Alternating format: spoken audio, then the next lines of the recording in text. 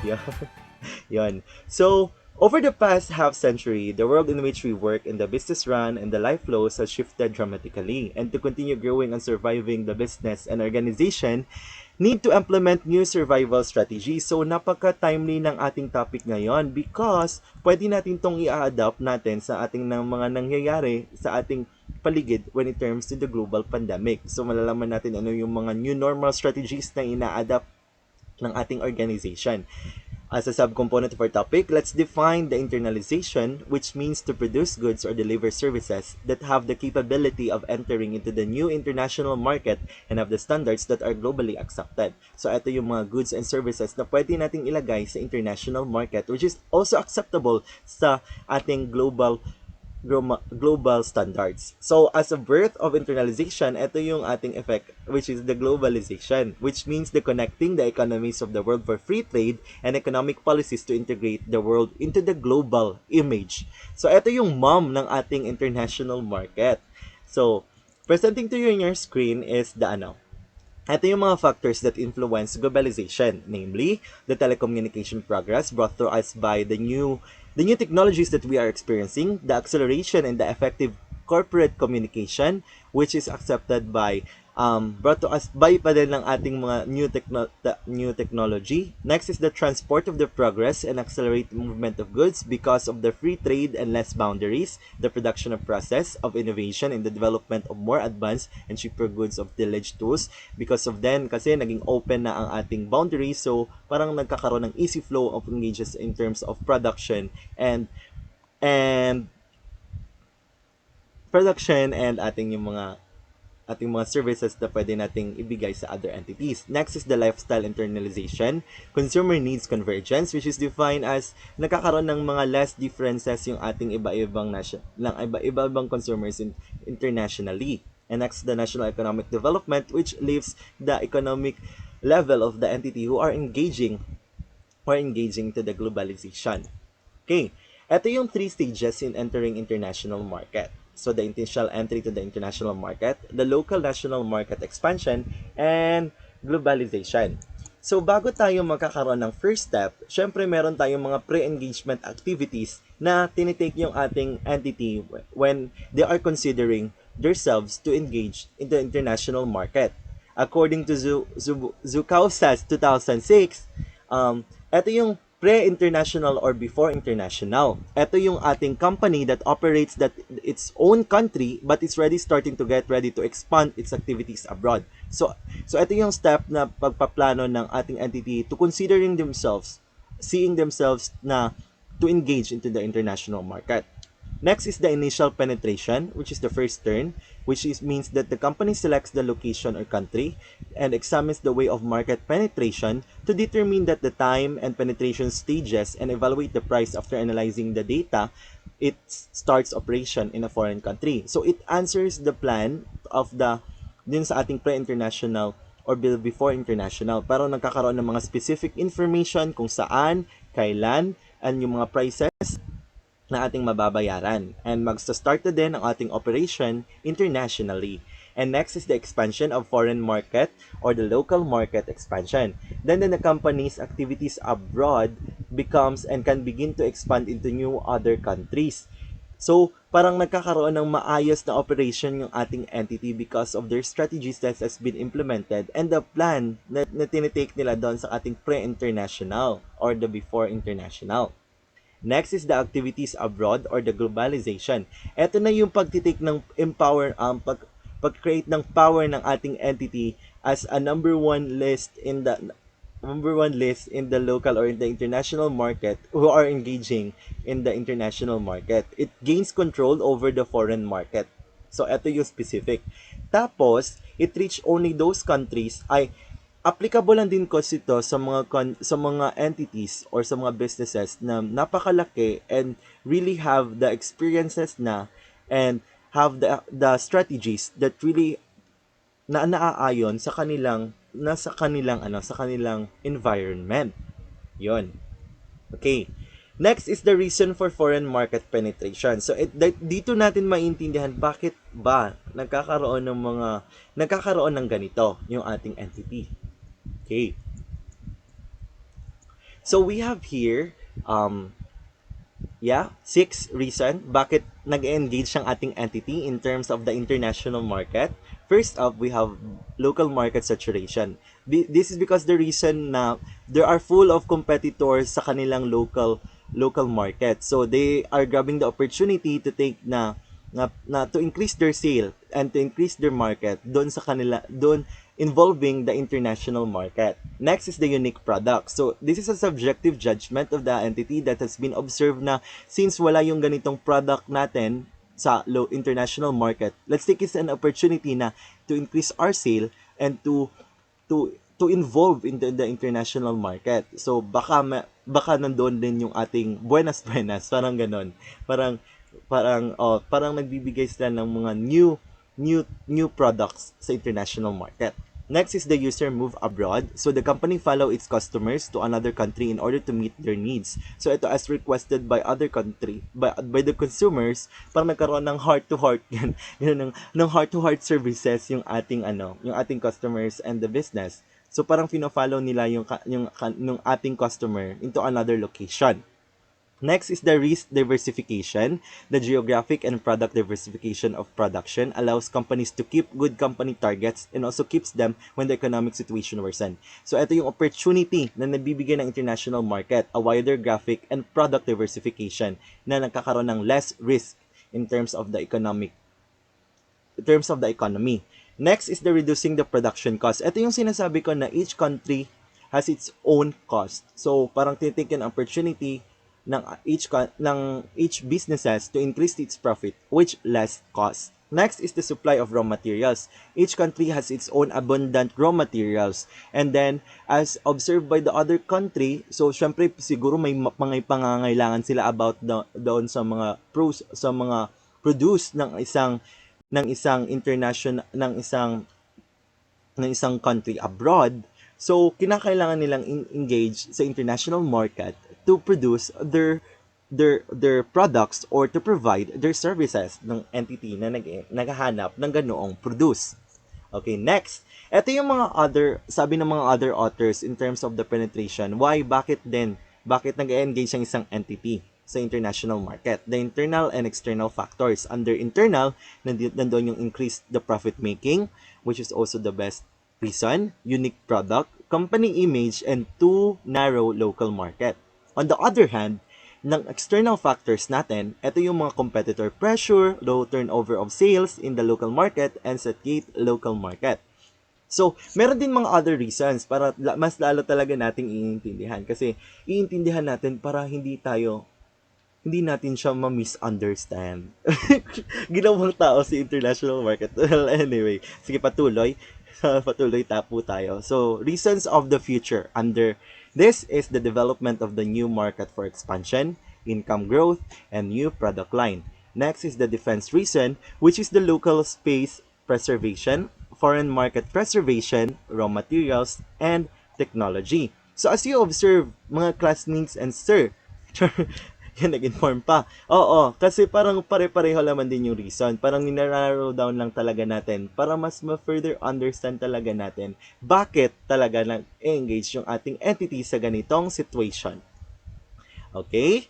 Now, we will be answering some points of our businesses para talaga natin sila ma-understand and also answers the question if it's really effective ba yung mga ganitong mga circumstances na in-engage ng ating entity. First up, we have the determination of the success of the foreign market. So, ito yung mga following factors na i-consider natin or tinitake natin as checklist if really nagkakaroon ba talaga ng improvement yung ating business kapag nag-engage tayo sa international market. We have here in the initial stage, it can lead to further activities of the company. So, dahil na wide yung ating market, yon, much further activities ang nagagawa.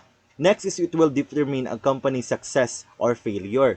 So, uncertain pa din po kasi ang ating pag-engage sa international market. Whether you lose, may dalawang point na yan, whether you lose or you win.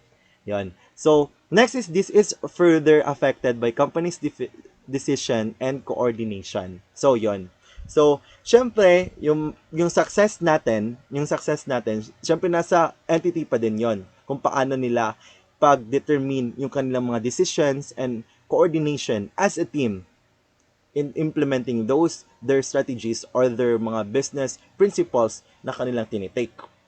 Next up is the beginning of the international cooperation. So, international cooperation in the supply of products starts with the following. Ito yung mga determinants if nagkakaroon ng mga international cooperation or yung oneness natin sa pag-engage natin sa kabilang country. So, in case of foreign order, the business partner offers, and the international exhibition and competitions.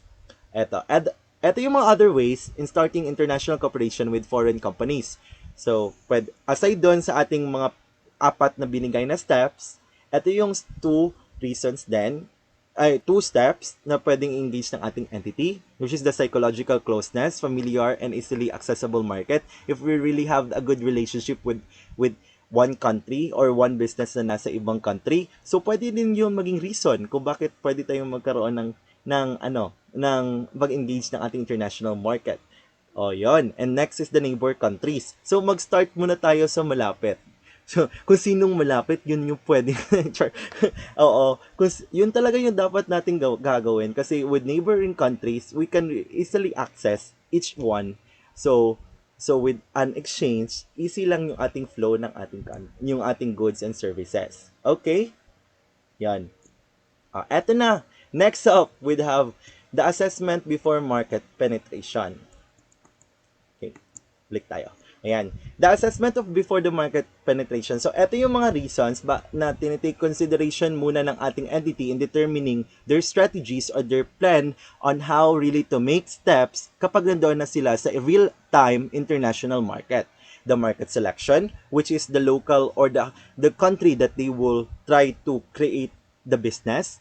The time, the government policy and regulation. Kasi ito yung mga policies and regulation na kailangan tinitake ng ating entity when terms ng following para hindi sila magkaroon ng mga bad image or ekis agad sa kanilang sa gobyerno na kanilang sa gobyerno na kanilang gustong pasukan. Next is the company size. Kasi hindi din kasi applicable ang ating international market sa lahat ng entities. Mostly, atong ating international market is open lang siya sa mga large entities or yung mga entities na may capability to really engage in this kind of environment. Next is the product characteristics. So, syempre, ito yung mga determinant kung ano yung mga serbisyo natin, yung products of goods, kung okay ba, kung acceptable ba sa standards, kung hindi ba siya nagkakaroon ng kung kung hindi ba siya nagkakaroon ng contradiction ng papasukan natin na environment, lalo na sa culture, yung ganong mga reason. Yun yung mga na-answer natin about dito. So, ayun.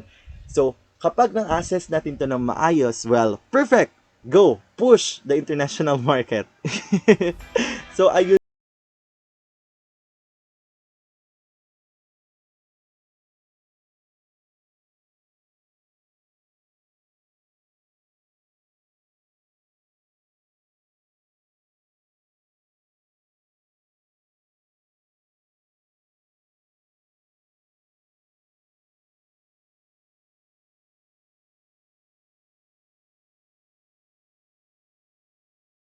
Be all about the international strategies.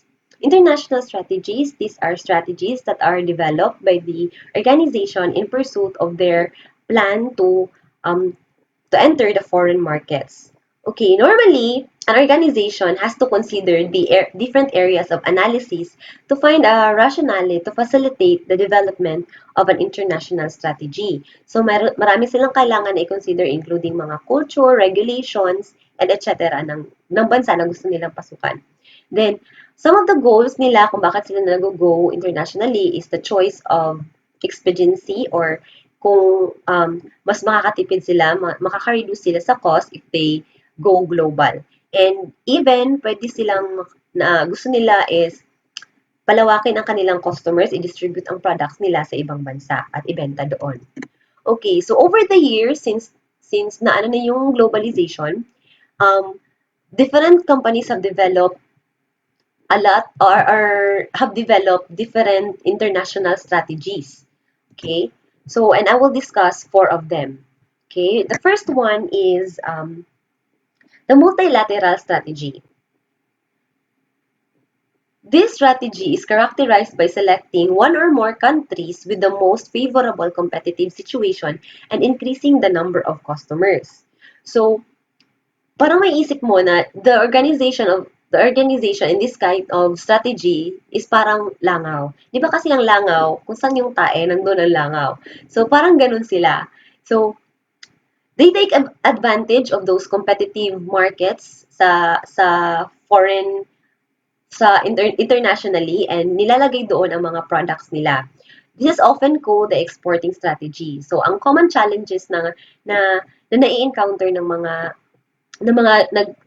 gumagamit ng strategy na ito is the mga regulations ng isang bansa. The next one is low-cost international strategy. Low-cost international strategy is characterized by its branches located in the countries where is the minimum of expected production cost. Products are sold internationally. So, ito naman yung strategy na ginagamit ng companies like Toyota and Ford. Kasi, di ba, naglo-locate sila, humanap sila ng bansa na may mas cheaper na labor cost and doon nila ginagawa, minamanufacture ang kanilang mga ang kanilang products para mas mas ano, mas mura, okay? Makatipid sila, cost reduction to minimize cost, okay? The next one is international harmonization. It is characterized by the other party going to the market to adapt to the country's national characteristics.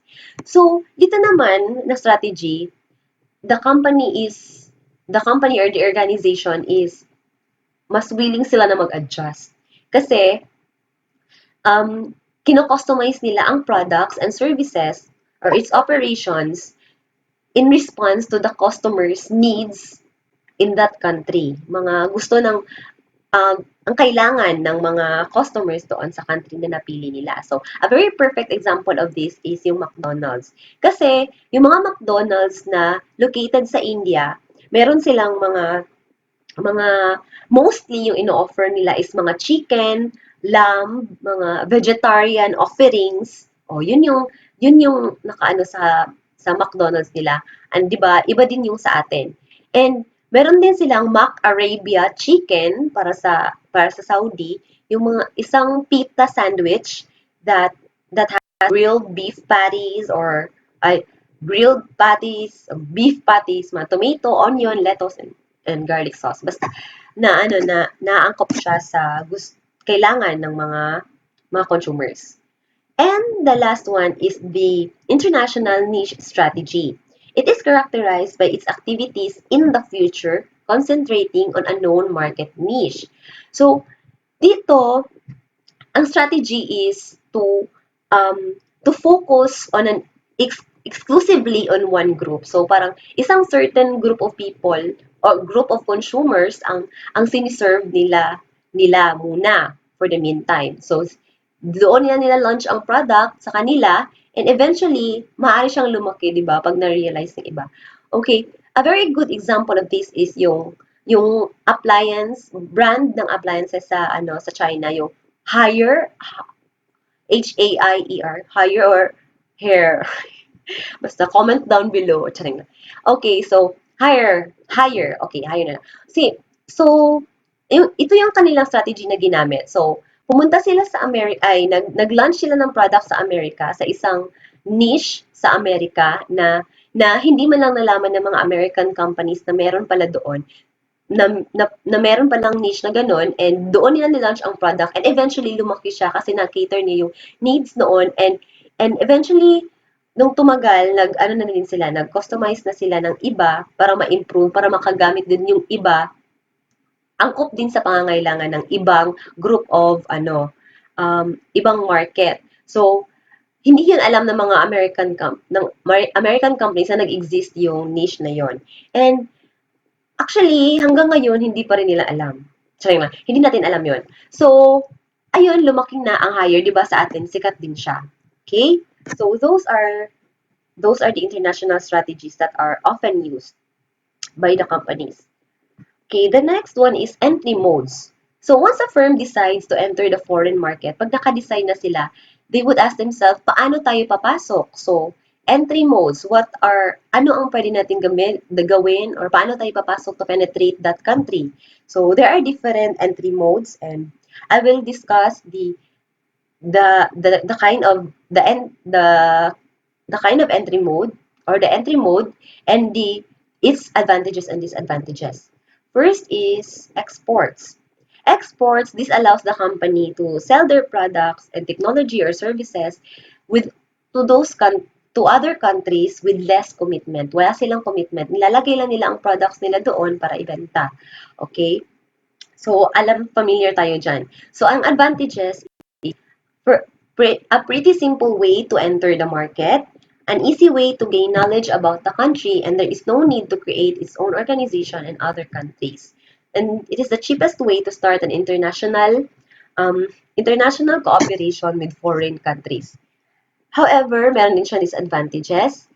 First, transportation costs may be higher, and there may be a need to deal with customers and other restrictions. And the company may have less impact on the marketing and distribution. The next one is licensing. Licensing, this allows foreign firms to manufacture their product for a fixed term in a specific market. So, the rights or resources na naka-include dito, pwede nilang ipaano yung patents nila, yung trademark, yung managerial skills, technology, and etc. Pwede nila yung pa-license sa foreign markets para magamit nila. Okay. Meron silang advantages. Ang advantages dito is the company provides the right to another company to manufacture and market its product. And least risky entry into foreign markets mode. And guaranteed income from the product allows entering into the markets where entry is um, limited to duties import quotas. Production is close to the consumer and it does not require a big investment. Okay? Ang disadvantages naman, the company loses control related to the product quality and delivery. Relatively low rate of return or profit level. There is a risk also that the purchaser of the license acquires the technology to absorb and become a competitor at the end of the license period. Ito yung mga masasama ang ugali ng mga foreign companies na nakipag-ano sa'yo. Okay, nakipag-transact sa'yo. So, eventually, magiging competitor ka nila. Okay. Direct control of deficiency. Yon. Next is franchise. Franchise, isa naman tong para siyang licensing, pero aside sa mga patents, ganun, mga trademarks na inano nila, they also have a control. Meron din silang control doon sa company na inanuhan nila ng franchise. Okay? And ang advantages dito is increased inspections, low input costs, greater opportunities to exploit local market knowledge and expertise. And this could be a first step towards direct foreign investment and opportunity to expand their business going to other markets. So, meron din siyang disadvantages, of course. Franchisee search takes time and it requires a lot of resources. The unique products or service creation requires a lot of resources and effort. Business expertise can do for the potential emergence of a competitor and local laws and money transfer. Ayan. Okay, the next one is strategic alliances. So, strategic alliances involves a contractual agreement between two or more na enterprises stipulating that they have to cooperate in a certain way na to achieve a common purpose. So, parang nag-alyansa sila ganun. So, meron siyang advantages. Cooperation and joint ventures allows the company to share risk and resources in order to enter into a foreign market. So, hindi ka nag-iisa dito kasi may kasama ka. Okay? Then, of course, Disadvantages. There may be difficulties in cross-cultural cooperations between enterprises. Partners may not understand each other, diba? Hindi sila magkaunawaan on a strategic intent or experience that over time results into a more and more targets being discarded. Ayan. The next one is joint venture. The joint venture, ito naman ang form of strategic alliance kung saan isang local company and a foreign entrant mag-agree to share equity and running the partnership together. So, di ba? Dalawa sila initiate ng partnership. So, ayun. So, advantages reduced by political and business risks. Pooling resources and know-how for one purpose avoids business constraints associated with the local customs payment. In case of failure, risk is borne by both partners. O sana all. Less expensive than the purchase of the company. And disadvantages, there may be different partner interests. Partners have a long investment, so it is difficult to break the ties. Flexibility and confidentiality decrease, disproportionate contribution of the partners, and the loss of control. Larger investments require more stringent na controls. And the last one is acquisition. An acquisition, ito naman yung transaction which involves purchasing a stock, exchanging a stock for its own or yun, bibili ka ng stock ng isang na i-acquire mo siya. This is the very, the most appealing na mode of entry kasi meron ka ng established na market. Kasi di ba, bibilhin mo na lang kasi yung isang foreign entity or bibili ka ng part nila. Okay? Advantages. So, ang advantages, the rapid entry into new markets, the ability to access distribution channels, takes over the local knowledge and management experience, the availability of strong brand names. Okay? Disadvantages, a very expensive way, high risk siya, at saka communication and coordination problems. Okay?